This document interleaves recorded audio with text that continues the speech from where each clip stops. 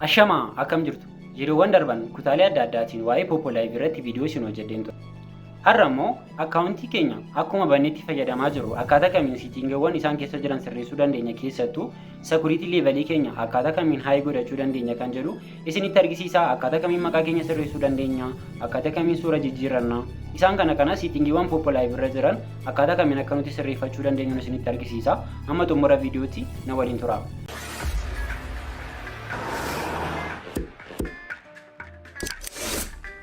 Har'a akka yeroo kaanii akkasumatti viidiyoo kiyya ilaaltanii akka deemtan hin barbaadu. Isinis akka badhaafamtan hin barbaada. Kanaaf namni har'a jalqaba amma dhumaatti viidiyoo kiyya ilaale namni inni jalqabaa jechuudha badhaafama akka ta'u isinitti himuun barbaada jechuudha. Innis immoo kaardii abbaa 100 fi akkasumas immoo koinii 30,000dha. Gara fuulduraatti immoo giiftiiwwan isin argattanis dabalaa deema. Akkasumas immoo badhaasni isin bara qaqqabu dabalaa deema. Akkasumas immoo gaaffiiwwan adda addaa illee asirratti dhiyeessuudhaan badhaasawwan adda addaa viidiyoo kiyya tokko irratti nan qopheessaa jechuudha. Kanaaf viidiyoo waa'ee Poppolaayiviis ta'uu danda'a, viidiyoo kan biraas ta'uu danda'a. Viidiyoo kiyya jalqabaa kaasaatii amma ta'u biraatti ilaala. Kan biraa immoo namoonni sabiskiraayib osoo hin godhin irra deddeebitanii viidiyoo kiyya ilaalaa jirtan sabiskiraayib na gochuudhaan mallattoo bilbilaa on godhaa. Gara fuulduraatti viidiyoon ani gadhiisu akkasiin bira qaqqabu isin godhaa jechuudha. Kanaaf badhaasawwan jalqabaa yookaan immoo namni irra badhaafamu eenyudha kan jedhu walumaan ilaalla. Kanaaf viidiyoo kiyya jalqabaa kaasaatii amma ta'u biraatti ilaala. Tolee, waa'ee barumsa keenyaatti yoo darbinu har'a kan nuti ilaallu akkaataa kamiin siitingiiwwan bilbila keenyarra jiran sirreessuudha. Namoonni baay'een Poppolaayivii akkuma iimeelii yookaan immoo feesbuukii yookaan lakkoofsa bilbilaatiin bannetti ashaaraa keenya irratti kennine akkasumas immoo injeentii jalatti galmoomne ittiin hojjechaa jirra. Kun immoo sirrii miti. Maaliif Poppolaayivii jechuun akkaawuntii guddaa qarshii guddaa irraa sochoosaa jirtanidha. Kanaaf inni jalqabaa maal ta'uu qaba? Maqaan keessan sirrachuu qaba. Jallisanii maqaadhuma asirratti jalqaba yeroo iimeelii bantan iimeeliidhaan fidee isinii banuu poppoon isiniif kennuun fayyadamuu qabdanii jechuudha. Kan biraa suuraawwan adda addaa illee kallattii isinitti sirreessitan iskiriin riikardiidhaan isinitti argisiisa. Inni kan biraa fi inni murteessaan yookaan immoo namni kamillee sirreeffachuu qaba jedhee yaadu maalidhaanni sekuriitii leevaliidha. Sekuriitii leevaliin isaa namni kamillee pilaatfoormii kana irratti haayii ta'uu qaba. Maaliif wantoota baay'eedhaaf isin gargaara. Tokkoffaa namni kamillee akka salphaatti haaka akkasiin hin gooneef isin gargaara. Kan biraa immoo akkaawuntiin keessan yoo isin jalaa badellee sekuriitii leevalii keessan haa yeroo gootan paaswoordii irratti gootu, lakkoofsa bilbilaa irratti gootu, iimeelii irratti gootu, feesbuukii waliin baay'inni wal guutusiistu. Kanaaf bilbilli keessan akka carraa ta'e yoo isin jalaa badellee akkasumas illee bilbilli keessan yoo isin jalaa cufamee banuu didellee Poppolaayiviin isin jalaan cufamu yookaan immoo isin jalaan badu jechuudha. Yoo badellee akkaataa kamiin akka isin deebisuu dandeessan viidiyoo isin hojjedheen ture. Garuu immoo gara sana osoo hin deemin iyyuu akkaawuntii keessan bilbila 1 2 3 akkaataa kamiin illee loogiin gootanii akkasiin fayyadamtaniif illee isin gargaara jechuudha. Kanaaf sekuriitii leevaliin keessan kan nama kamiyyuu haayii ta'uu qaba. Kan biraa yeroo laakii booksii akkasumas immoo tireejar booksii sana illee fudhattan namoota sekuriitii leevaliin isaanii haayii ta'eef yeroon inni dafii kennu jira. Akkasumas immoo tireejar booksiin sun illee 40 yeroon inni kennu jira jechuudha. Kuni dhibbaan dhibbatti wanta namoonni baay'een irratti walii galan osoo hin taane sababii kanaatiin namoota baay'eedhaaf kan sirrate wanta argiifidha jechuudha. Yaada kanan isiniif kaase. Kanaaf namoonni hundumtiyyuu sekuriitii leevaliin keessan haayii ta'uu qaba jechuudha.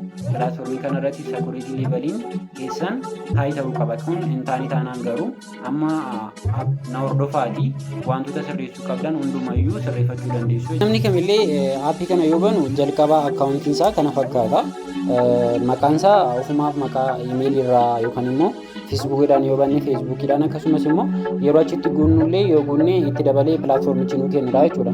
Isaan kana jalqabaa akkaataa kamiin maqaa keenya akka sirreessinu akkasumas immoo akkaataa kamiin illee suuraa yookaan piroofaayilii keenya irra godhan illee akkaataa kamiin akka nuti jijjiirrannu isinitti argisiisaa jechuudha jalqabatti. Kanaaf jalqaba isa sirreessuudhaan maal goona? Dhufnee bakka kana tuqna, piroofaayilii keenya keessa erga gallee suuraadhuma keenya kana ni tuqna yookaan immoo bakka kana ni tuqna jechuudha. Lamaan keessaayyuu kan isinitti tolee tuquu dandeessu. Yeroo tuqxan haala kanaan isinii bana yookaan immoo haala kanaan guddisee isinii bana. Erga inni haala kanaan isinii banee isin maal gootu jechuudha. Dhuftanii asirra ni tuqxu jechuudha. Asirraa mallattoo iskiriiptuu kana yookaan immoo mallattoo barreeffamaa kana ni tuqxu. Yeroo isa tuqxan akkaataa kanaan isinii bana. jalqaba suuraa keessan jijjiiruu barbaaddan yookaan immoo suuraa amma piroofaayilii kanarra jiru kan iimeelii irraa yookaan immoo kan feesbuukii irraatiin isinii bana. Isa kana jijjiiruu barbaaddan isa kana ni tuqxu jechuudha. Bakkuma suuraa keessanii kana ni tuqxu. Yeroo tuqxan haala kanaan re-upload kan jedhu asitti ni argattu jechuudha. Barreeffama re-upload jedhu kana jala kanatti ni argattu isa ni tuqxu.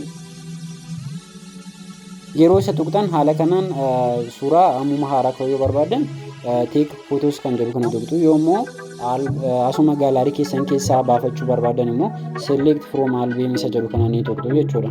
Amma ani achuma keessaan baafachuu barbaada waan ta'eef select from album isa jedhu kana nan tuqa.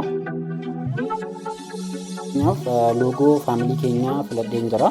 Gaalaarii kiyya keessa ergansanii isinis immoo suuraa barbaaddan yookaan immoo loogoo namni isin ergee buufattan yoo ta'e isa tuqxanii haala kanaan erga sirreessitaniin booda akkasitti ni jijjiirrattu. Bakkeewwan kanarratti immoo yoo barbaaddan tuqxanii hunduma isaan irratti illee kan barbaaddan tokko tokkoon suuraawwan garaagaraa suuraawwan keessanis ta'uu danda'a asirratti poost gochuu dandeessu jechuudha. Ishi kan biraa asirratti akkaataa kamiin maqaa keessan sirreessitanidha kan isinitti argisiisu. Maqaa keessan sirreeffachuudhaaf bakka kanarra dhuftanii isa kana tuqxanii maqaa keessan ni sirreessitu jechuudha. Niikneem isa jedhu kana tuqxanii maqaa keessan akkas gootanii ni sirreessitu. Maqaa keessan yeroo tokko erga jijjiirtaniin booda yeroo lammaffaa jijjiiruudhaaf haga ji'a tokko isin eegsisuu danda'a yookaan immoo kireenii 100,000 tuqxaniis itti dabaltaniitidha kan isin sirreeffattan jechuudha. Kanaaf maqaa keessan yoo sirreessitan yeruma tokko sirreeffadhaa irra deddeebitanii tuttuqina jechuudha. Kanaaf asirratti maqaa barbaaddan barreessitanii wanta barbaaddan jettanii barreessitanii maqaa keessan sirreeffachuu dandeessu jechuudha. Kana booda erga maqaa keessan tuqxaniin booda bakka kanarra dhuftanii seef jechuun jechuudha. Okey, maqaa kiyyallee sirreeffadheen jira. Pilaatfoormiiwwan kan biraa yookaan immoo tiiktookii wantoota akkasii asirratti namoonni kallattii sanaan akka taagiidhaan akkasiin argatan yoo barbaadan isaan kanarra dhuftanii asirraa jala kanarraa jechuudha. Isa kana tuqxanii artaaks find people isa jedhu kana tuqxanii asirraa dhuftanii fakkeenyaaf okkupashinii isa jedhu irratti intarneet yookaan wanta barbaadan filachuu dandeessu. Kan biraa immoo asirratti bakka isaan kana hunduma isaanii dubbisaa filachuu dandeessu. Sana booda immoo seef gochuu dandeessu jechuudha.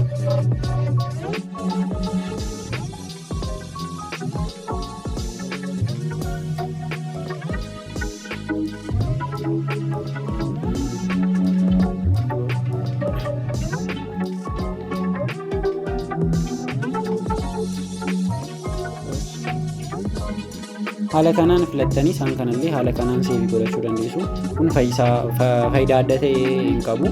Kan biraa asirratti kanan bira darbe seelfii intardakshinii yookaan immoo waa'ee keessan barreessuu barbaaddan isa kana tuqxanii dhuftanii asirratti wanta barbaadan barreessuu dandeessu jechuudha. Haala kanaan barreeffama haga 250 isiniif eeyyama barreessitanii waa'ee keessan ani daanii jedhama. Haala kanaan wanta barbaadan jechuudha. Pooppoolaa biratti akkasitti hojjechuun barbaada. Namoonni na waliin hojjechuu barbaadan dhuftanii na waliin hojjechuu dandeessu. Wanta kana dhuftanii asirratti barreeffachuu dandeessu. Kun immoo piroofaayilii keessan jala ta'a jechuudha. Isa kana haala kanaan barreeffatanii kanarra dhuftanii seef gootu jechuudha. Asirratti dhuftanii seef gootu.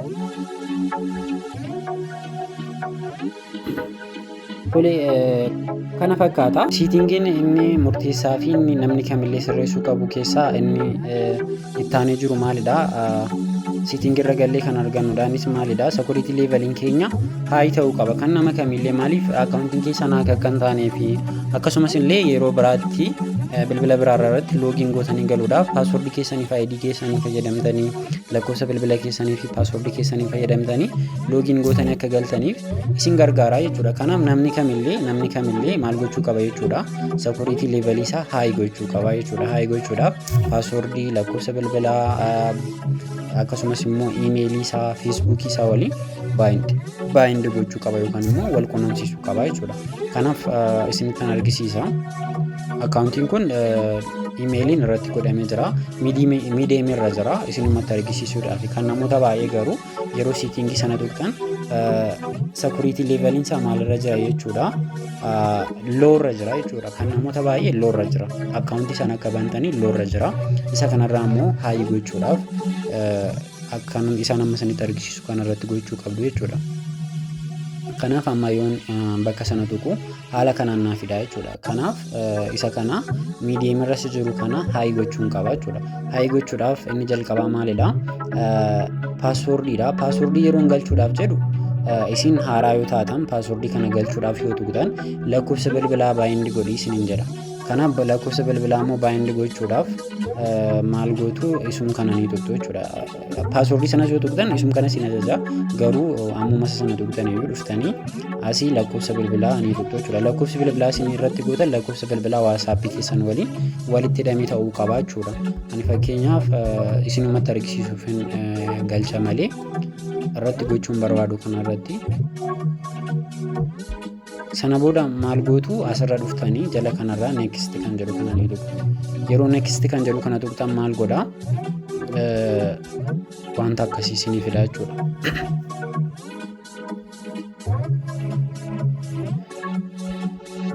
Kana isinii fida. Kanaaf isin maal gootu? Kana harkistanii gara kanatti fiddanii isa kanaa fi isa kana wal qixa gootu jechuudha. Yeroo sana koodiin gara WhatsApp keessanii deema. Akkas gootanii harkistanii fiddanii kan akkasitti wal qixxeessitu jechuudha. Yeroo akkasitti wal qixxeessitan amma lakkoofsa kanaan baay'indi waan godheef tole naaf hin jedhu gara duubaatti na deebisa. Isin garuu koodiin gara WhatsApp keessanii deemeet asirratti immoo sekeendii isinii lakkaa'uu jalqaba jechuudha. Yeroo sana WhatsApp keessan irraa koodii isinii dhufe sana fiddanii asirratti guutanii lakkoofsa bilbilaa keessan asumaan baay'indi godhattu jechuudha. Inni kun lakkoofsa bilbilaa keessan baay'indi gochuudhaaf isin gargaara. Ani garuu imeeliidhaanis wanta hidhee jiruuf passwordiin irratti galfadha jechuudha. Amma passwordiin galchaa. Passwordii galchuudhaaf dhufeen passwordiin isin galchitan passwordii akkamii ta'uu qaba? Lakkoofsa 8 hanga 16 ta'uu qaba. Lakkoofsaa fi qubeewwan adda addaa wal keessa makuu qabdu. Lakkoofsa qofa galchuun qabdanii jechuudha. Fakkeenyaaf ani daanii 75 hawa isinitti argisiisuudhaaf jechuudha. Kanaaf bakka mirkaneessu kanatti illee akkasuma fiddanii ni galchitu jechuudha. Sana booda save isa jedhu kana tuqxanii save ni gootu. Kunoo amma save ta'eera jechuudha. Lakkoofsi passwordiin kiyya illee save ta'ee jira. Passwordii kiyya ammoo ammas immoo yoon passwordii kan biraa jijjiirullee barbaade isuma tuqee bakka duraa irratti passwordii isa duraan galchaa. Isa kana irratti passwordii haaraa jijjiiruu yoon barbaade jechuudha. Ittaansee bakka jiru kanattis immoo passwordii kan biraa isa haaraa amma galfachuu barbaade haala kanaan tuqee passwordii kiyya jijjiirrachuu hin danda'a jechuudha. Kan biraa inni hafe lakkoofsa bilbilaati. Lakkoofsa bilbilaa baay'indi gochuu qabna. Tole inni kan biraa imeelii keenyadha. Imeelii keenya baay'indi gochuudhaafis bakkuma imeelii tuqna kan keessan duwwaa yoo ta'e jechuudha. Bakka imeelii kana tuqxanii imeelii keessan itti galfattu jechuudha. Imeelii keessan isa kana immoo galchitan illee jijjiirrachuu barbaadan sun kana tuqxu. Sana booda modifying jedhanii sana booda asirratti passwordii kiyya akkan yoon face authentication gochuu barbaade isa kanaan tuqa. Yookaan immoo isum kana imeelii kana akkan barreessu na gaafata jechuudha. Sana booda imeelii kiyya nan barreessaa jechuudha. Guutummaan imeelii kootii nan barreessaa jechuudha. Maaliif inni dhokseera gidduu kanatti wanta mul'anne dhokseera waan ta'eef guutummaa isaatti guutee barreessuun qaba jechuudha. Nan barreesseen jira. Sana booda haala akkuma duraan isinitti argisiise ishee kana diraaggooneef inni akkasitti wal qixxeessuu qabna jechuudha. Jalarraa harkisneef inni. Sana booda koodiin akkuma imeelirra deemee jira. Amma koodii kana fidee asitti nan galchaa jechuudha.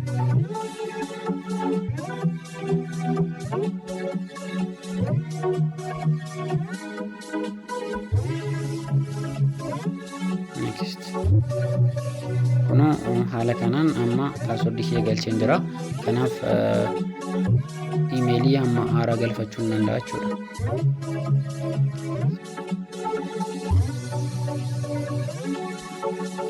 Kunoo haala kanaan passwordii haaraa nan galfadha. Kanas akkasitti galchuun qaba. So imeelii kanarratti illee amma koodiin deemee jira. Koodicha fidee nan galchaa asitti.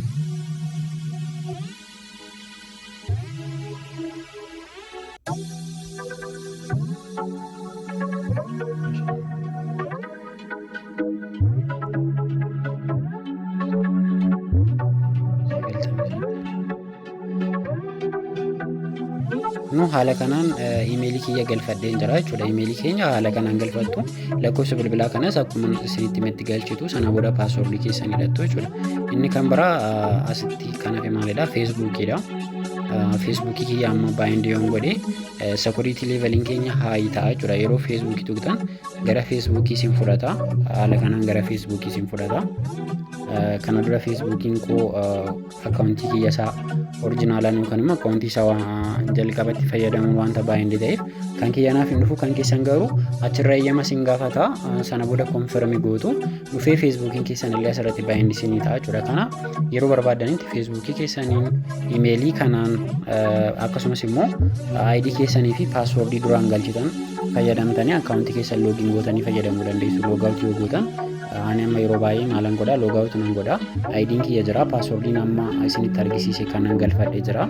ID kiyyaa fi paaswordii kiyya qofaanidha jechuudha. Kanan ani loogiin godhee banu bilbila kan biraa irratti illee bilbila kiyya yeroon qabadheen jirratti yookaan immoo bilbilli kiyya yeroon itti fayyadamaan jirratti bilbila kan namaatiin loogiin gochuu yoon barbaade illee haala sanaan loogiin godhee seenee fayyadamuu nan danda'a. Akkasumas immoo namni illee akka salphaatti akka haakis hin gooneef isin gargaara jechuudha. Haayirra ta'uun. Kunoo haala kanaan haayii ta'uu qaba jechuudha. Akkaawuntiin keessan haala kanaan ani fakkeenyaaf kunoo akkuma argaa jirtan lakkoofsa bilbilaa kiyyaa, iimeelii kiyyaa, guugilii kiyyaa akkasumas immoo feesbuukii kiyyaa hunduma wantaan baay'ee godheef maal godha jechuudha. Asirratti security leeveliin kiyya illee haayirra jira jechuudha. Kan keessanis kan nama kamillee haala kanaan haayii ta'uu qaba. Haayii gochuudhaaf immoo siitingiiwwan kana sirreeffachuu qabdu jechuudha. Viidiyoon kiyyaa har'aa kana fakkaataa yerootti immoo viidiyoo kan biraa fi barumsa kan biraatiin walitti deebina. Akkasumas immoo namni badhaafamaa ta'e amma asitti nama viidiyoo kiyyaa ilaaledha. Maaliif koodiin duraan ture amma asitti ture waan ta'eef koodii kana fayyadamee amma asitti namni ilaalee badhaafamaa ta'ee jira jechuudha. Yeroo itti aanus badhaasa kan biraatii fi viidiyoo kan biraatiin walitti deebina. Namoonni amma yoonaatti viidiyoo kiyya hordofaa turtan baay'ee galatooma. Gara fuulduraattis immoo wantoota na jajjabeessan akkasumas immoo koomentii irratti gaaffiiwwan qabdan illee gaafachuu dandeessu. Namoonni sabiskiraayib hin godhin jirtan sabiskiraayib godha. Waatsaappii, Iimoo, Teelegiraam irratti namoonni na argachuu barbaadan immoo lakkoofsa kanaan na argachuu dandeessu. Akkasumas immoo ID kanaan immoo dhuftanii Poopulaayib irratti dhuftanii eejentii keenya guuttanii nu waliin hojjechuu akkasumas immoo gaaffiiwwan qabdan illee nu gaafachuu dandeessu. Turtii gaarii.